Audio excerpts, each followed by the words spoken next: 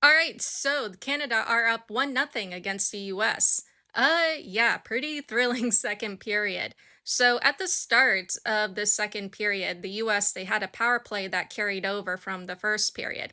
Canada's Laura Stacey, she would get forward on the jailbreak and she would cross it to O'Neill, and O'Neill would score. So O'Neill for the Sirens, yeah, very dangerous player, very quick player.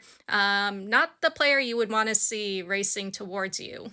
So for the second period, I think there was more back and forth between Canada and the US. The US, they had more control, more spells of possession.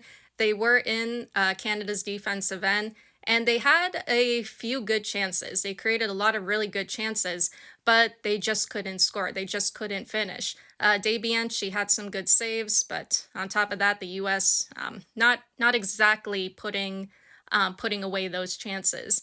As for Canada, yeah, they were getting for it as well. Kind of in the same boat as the US. Lots of really good chances, but just not putting them away. I think what I kind of like about Canada, though, and this is where the US really needs to be careful, especially defensively. Canada, they're looking for those gaps and spaces in the US's defense, and they have been successful at looking at those spaces or getting into those spaces. Thankfully for the U.S., Frankel is there to make those saves. But the U.S. defensively, they have to tighten up a little bit more defensively. When it came to Canada's defending, because they were facing more pressure from the U.S., Canada they're keeping things really tight. They're keeping things really tight, and it's making it harder for the U.S. to find that space or to find those scoring opportunities. So going into the third period, a few things need to happen. The US, obviously, they need to score some goals. Canada, they need to score some security goals.